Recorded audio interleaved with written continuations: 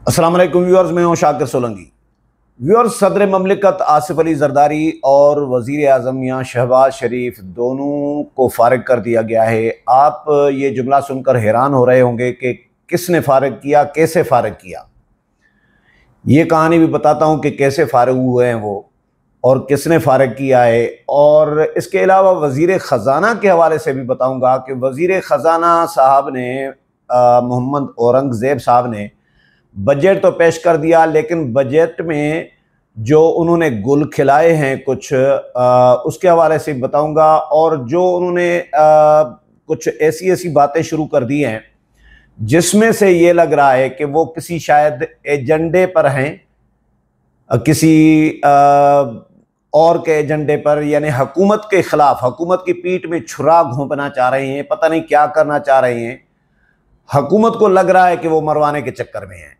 किसके कहने पर हैं ये तो पता चलेगा, लेकिन बजट पेश करने के बाद उन्होंने दो तीन इकदामात ऐसे किए हैं, दो तीन बातें ऐसी की हैं जो हुकूमत की फेवर में नहीं है, जो मुक़्तदर जो इक़्तिदार में जमात होती है उसकी फेवर में नहीं है, उसके साथ दुश्मनी करने के मुतरादिफ हैं। तो ये पता नहीं चल रहा कि मोहम्मद औरंगज़ेब साहब वज़ीर ख़ज़ाना किसके एजेंडे पर हैं और क्यों ऐसी बातें शुरू कर दी हैं। हमेशा तकब्बुर बंदे को मरवाता है। तो या तो वज़ीर ख़ज़ाना साहब बहुत मुतकब्बिर हो गए हैं, तकब्बुर में आ गए हैं, प्राउड कर रहे हैं। तो प्राउड जो है ना, वो भी बंदे को, मोदी अभी प्राउड में मारा गया ना, तकब्बुर में। बड़ा मुल्क है भारत और ये तो हम तो अब नाकाबिले शिकस्त क़ुव्वत हैं ख़ित्ते की, एशिया की। यही था ना मोदी का, हम पाकिस्तान को इस तरह कर देंगे, इस तरह कर देंगे। गोदी मीडिया भी यही कर रहा था। इस्लामाबाद तबाह हो गया, कब्ज़ा कर लिया इस्लामाबाद पे, वज़ीर आज़म गिरफ्तार हो गए, शहबाज शरीफ। कराची तबाह हो गया, सुफ़े हस्ती से मिट गया, लाहौर पर कंट्रोल हो गया। ये चीज़ें गोदी मीडिया कर रहा था और अभी भी वो भभकियाँ दे रहा है कि भाई ऑपरेशन सिंदूर का हम बदला लेंगे और जारी है वगैरह वगैरह। तो ये तकब्बुर हर बंदे को मरवाता है। जिसने भी तकब्बुर, शैतान के तकब्बुर में मारा गया था। तो वज़ीर ख़ज़ाना साहब ने शायद तकब्बुर में आ गए हैं कि मैं IMF का बंदा, तो मैं IMF के साथ ऑन बोर्ड, या मैं वज़ीर ख़ज़ाना। उन्होंने पार्लियामेंट को ही धमकियां देना शुरू कर दी हैं कि पार्लियामेंट बजट मंजूर कराए, नहीं तो फिर मजीद टैक्सेस के लिए तैयार रहे। अब ये कोई गल है भाई? ये कोई बात है? आप कौन होते हैं पार्लियामेंट को, मुंतखब नुमाइंदों को, जो सावरन इदारा है, जो पूरे 26 करोड़ अवाम के नुमाइंदे उसमें बैठे हुए हैं, चाहे अपोजिशन हो चाहे हुकूमत हो। 26 करोड़ अवाम के नुमाइंदा एक इदारे हैं दो, पार्लियामेंट, उनको आप धमकियां दे रहे हैं वज़ीर ख़ज़ाना साहब। इस पे रज़ा रब्बानी ने बड़ी शदीद तनकीद की है, न सिर्फ तनकीद बल्कि मजम्मत भी की है, और वज़ीर आज़म को नोटिस लेने का मुतालबा किया है कि भाई नोटिस लो इसका। ये कैसी बातें कर रही हैं? ये कौन होते हैं पार्लियामेंट को धमकियां देने वाले? तो एक तो ये चीज़ इनके गले पड़ेगी मोहम्मद औरंगज़ेब वज़ीर ख़ज़ाना के। दूसरा, वज़ीर ख़ज़ाना साहब ने ऐसी कुछ बातें की हैं जिसको हम आप क्या नाम देंगे वो आप दे सकते हैं कि इसको क्या कहते हैं। लेकिन उन्होंने जो मज़दूरों की तनख्वाह नहीं बढ़ाई, 37,000 रुपया जो कम अज़ कम उजरत है मज़दूर की, उसमें इजाफा नहीं किया गया इस बजट में। तो उस पर भी उन्होंने, जब उनसे सवाल किया गया तो उन्होंने ये कहा है, जो खबरें आई हैं, कि जी इंडस्ट्रियल तबका जो है वो नहीं चाह रहा था।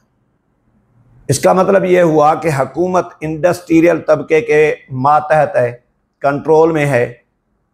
नून लीग पर वैसे ही इल्ज़ाम होता है कि ये सनतकार तबके को नवाजती है। इस दफ़ा तो डायरेक्ट तो सनतकारों के लिए कोई ज़्यादातर नहीं किया गया, लेकिन तरीके से किया गया है बहरहाल। तो बात यह है कि मज़दूरों का, गरीबों का आप फिक्र नहीं कर रहे। इनकी बददुआ भी लग सकती है औरंगज़ेब को, जो इस तरह की बातें कर रहे हैं।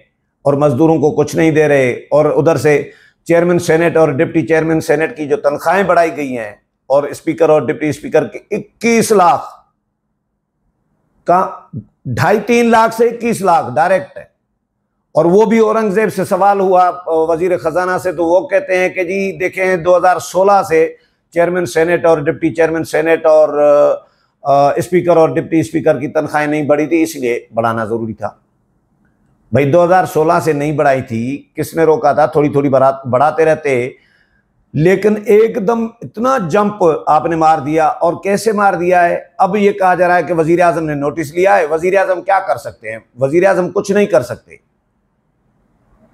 मैं अब आगे बताऊंगा कि वजीर आजम कैसे फारिग हो गए हैं और सदर ममलिकत कैसे फारिग हुए। बिल्कुल फारिग ही, आप भी कहेंगे कि बिल्कुल फारिग हो गए हैं वजीर खजाना साहब। अच्छा, वजीर आजम इसीलिए कुछ नहीं कर सकते, उन्होंने नोटिस तो लिया है, क्या कर सकेंगे? क्योंकि पार्लियामेंट या स्पीकर या डिप्टी स्पीकर ये या सेनेट चेयरमैन या डिप्टी चेयरमैन सेनेट, ये वजीर आजम के मातहत नहीं है।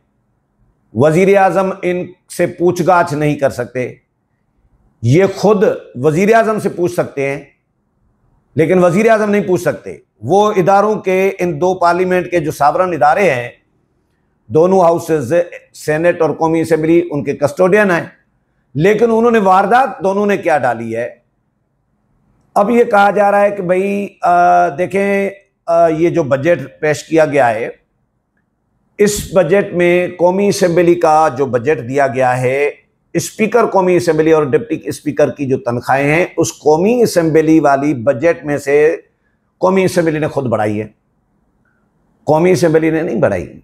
कौमी असेंबली क्या हाउस से पूछा गया? बिल्कुल भी नहीं।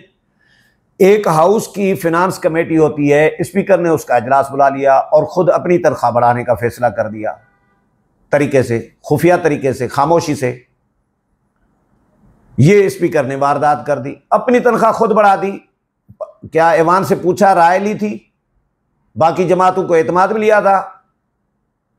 नहीं। और फिर चेयरमैन सेनेट ने भी इसी तरह की वारदात की। सेनेट की जो हाउस की जो फिनांस कमेटी है, उसका इजलास बुला लिया, उन्होंने भी अपनी तनख्वाह बढ़ा दी। Chairman senate, deputy chairman senate की तनख्वाहें बढ़ा दी, 21-21 लाख तक कर दी हैं, 21.5 लाख तक की है। वजीर खजाना से सवाल हुआ कल कि 21 लाख 21.5 लाख कर दिए 2.5 लाख से, ये कैसे? तो वजीर खजाना ने तरदीद नहीं की कि 21 लाख नहीं है। उन्होंने कहा देखें 2016 से नहीं बढ़ी थी तनख्वाहें, इसका मतलब यही निकलता है ना कि 21 लाख 21.5 लाख कर दी गई है। और फिर खुद की खुद ही। अच्छा, अब इस पे जो तनकीद हो रही है मीडिया में, सोशल मीडिया में, आम आदमी भी तनकीद कर रहा है, सियासी जमातें तनकीद कर रही हैं, उसके बाद वजीर आजम ने नोटिस लिया है। क्या वजीर आजम को नहीं पता था? भाई कहा जा रहा है कि कौमी असेंबली के अपने बजट से बढ़ाया गया है, ये कौमी असेंबली का सवाबदीद है, ये हम नहीं पूछ सकते। और इधर से सेनेट के चेयरमैन और डिप्टी चेयरमैन की भी तनख्वाहें जो है सेनेट के बजट से बढ़ाई गई हैं। तो सेनेट की जो तनख्वाहों की जो रकम रखी गई है, सेनेटर्स की भी बढ़ाई गई है, एमएनएस की भी बढ़ाई गई है, 4-4 लाख से तकरीबन 8-8 लाख बना दी गई है, कर दी गई है, यानी 100%। 4 लाख से 8 लाख का मतलब 100% हो गया ना। और मुलाजमीन की कितनी? 10%।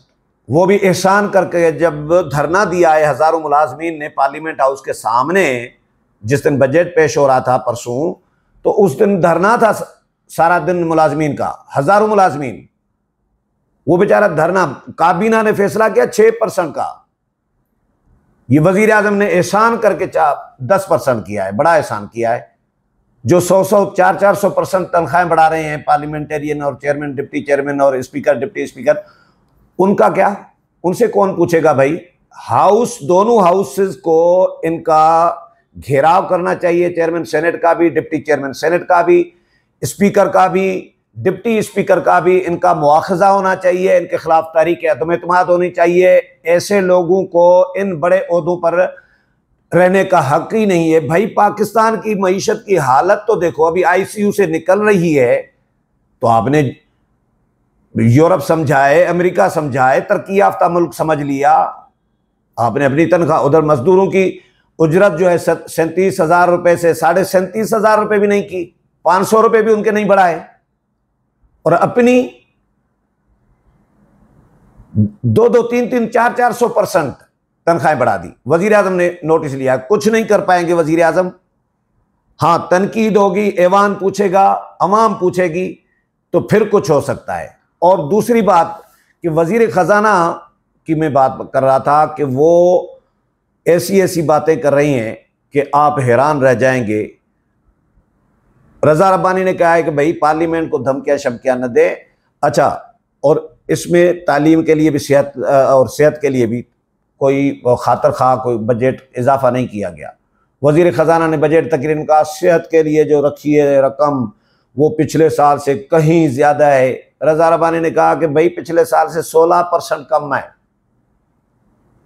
तो किसी ने लतीफ़ा सुना, लोगों ने वायरल हो रहा है सोशल मीडिया पे कि सेहत के लिए जो है इन्होंने या शाफी का वजीफ़ा मुख्तस किया है बजट में, और तालीम के लिए रब ज़िदनी इल्मा का वजीफ़ा मुख्तस किया गया है, और तीसरा जो मामला है रोज़गार, उसके लिए भी कोई खातर ख्वाह कोई तरीका नहीं बताया गया कि कितनी जॉब क्रिएट होंगी, कितना बेरोज़गारी कम होगी इस साल में, वो कुछ नहीं बताया गया। तो रोज़गार के लिए भी लोगों ने कहा है कि रोज़गार के लिए हुकूमत ने बजट में जो है वल्लाह खैरुर राज़िकीन का वजीफ़ा जो है वो मुख्तस किया है। लोग तो यही कहेंगे, लोग इस तरह तनकीद कर रहे हैं हुकूमत पर कि हुकूमत क्या कर रही है, गरीबों का नहीं अमीरों का बजट बनाया हुआ है। अच्छा, क्योंकि बजट IMF ने बनाया है। मैं आपको मज़ेदार बात बताऊं, सदर और वजीर आजम के फारिग होने की, कैसे फारिग हुए, किसने फारिग की? IMF ने सदर और वजीर आजम दोनों को फारिग कर दिया है। नजम सेठी के हवाले से मैंने सोशल मीडिया पे एक तहरीर पढ़ी। नजम सेठी ने कहा है कि सदर ममलिकत आसिफ अली जरदारी ने वजीर आजम के साथ गिला किया कि आपने मेरे साथ कोई मुशावरत ही नहीं की बजट पे। तो वजीर आजम ने उनको कहा कि मेरे साथ भी मुशावरत नहीं की गई।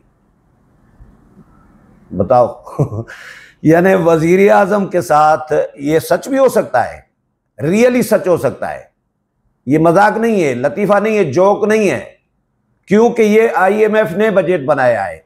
इसमें 0.1% भी शक किसी को नहीं होना चाहिए। एक बात वजारत खजाना के लोगों को पता नहीं है, वजीर आजम, वजीर खजाना भी किसी ने कहा कि ये रीडर था, ये तकरीर पढ़ने वाला था, बस लिखी हुई तकरीर बनी बनाई IMF की दी हुई तकरीर पढ़ रहा था, बाकी तो वजीर खजाना का कोई रोल नहीं था। तो सदर और वजीर आजम के लिए नजम सेठी जैसा बंदा कहे कि सदर ने शिकायत की वजीर आजम से एक बजट पर मुशावरत नहीं की गई मेरे साथ इस दफ़ा, क्यों? तो वजीर आजम ने कहा कि मेरे साथ भी मुशावरत नहीं की गई। तो दोनों फारिग हो गए ना। इस वक्त IMF का मुकम्मल कंट्रोल है हमारी मईशत पर। सदर भी कुछ नहीं कर पाते, वजीर आजम भी कुछ नहीं कर पाते। और दूसरी बात, मैं इसका ये एक लॉजिक देता हूं। लॉजिक ये है कि पीपल्स पार्टी ने पिछले साल शोर शराबा किया था मौजूदा हुकूमत के साथ बजट के दिनों में कि ये प्रोजेक्ट, ये मंसूबे, ये करें। इस साल नहीं किया। इस साल कोई पीपल्स पार्टी ने रोला नहीं डाला। क्यों? क्योंकि इस साल हुकूमत के बस में कुछ था ही नहीं। पिछले साल IMF का प्रोग्राम नहीं था, IMF का कर्जा नहीं मिला था, $1 अरब का प्रोग्राम नहीं मिला था, इसीलिए हुकूमत ने, फिर भी IMF का दबाव था पिछले साल भी, क्योंकि हुकूमत तो IMF के साथ सालों से मुज़ाकरात कर रही थी ना इसी पैकेज के लिए। तो IMF तो मुतालबात मनवाता रहा है, पिछले साल भी मनवाए कुछ, लेकिन इस साल तो उन्होंने पैकेज भी दे दिया, प्रोग्राम दे दिया। तो अब तो मुकम्मल कंट्रोल हो गया IMF का। तो पीपल्स पार्टी ने पिछले साल एहतजाज किया, इस साल इसलिए एहतजाज भी नहीं किया मुशावरत न करने पे। पीपल्स पार्टी ने मुशावरत न करने पे पिछले साल एहतजाज किया था। अभी मैं कल ही हामिद मीर के साथ पीपल्स पार्टी के जो तर्जुमान है, मरकजी तर्जुमान, नदीम अफजल चंद साहब, उनको सुन रहा था, उन्होंने खुद एतराफ़ किया है कि हमारे साथ मुशावरत नहीं की गई बजट पर नून लीग की तरफ से। भाई जब वज़ीर आज़म कह रहा है सदर को कि मुझे भी मुशावरत मेरे साथ भी नहीं की गई, तो नदीम अफजल चंद साहब, पीपल्स पार्टी को पता था कि भाई किसी से मुशावरत वज़ीर आज़म सदर से नहीं हो रही तो पीपल्स पार्टी से क्यों पूछेंगे। बिलावल ने भी कोई रोला नहीं डाला, उनको भारत वाली कमेटी का जो है आलमी कमेटी का सफारती कमेटी का चेयरमैन बना दिया गया, उनको बाहर भेज दिया गया। और क्योंकि भारत के साथ जंग का माहौल भी था इस वजह से भी, लेकिन पीपल्स पार्टी ने सच्ची बात यह है कि IMF की वजह से रोला नहीं डाला पीपल्स पार्टी ने। तो सदर और वजीर आज़म को भी IMF ने फारिग किया है। और दूसरा वजीर ख़जाना साहब, वो ऐसा लग रहा है कि जो उन्होंने बयानबाजी जिस तरह की बातें करना शुरू कर दी हैं, लग रहा है कि वो हुकूमत की पीठ में छुरा घोंपने लगे हैं और हुकूमत के साथ कोई दुश्मनी करने लगे हैं। हुकूमत को देखना चाहिए कि वो किसके एजेंडे पे हैं, हुकूमत के साथ हैं या किसी और के साथ। अगले प्रोग्राम में फिर मुलाकात होगी, तब तक इजाज़त चाहता हूँ। अल्लाह हाफ़िज़।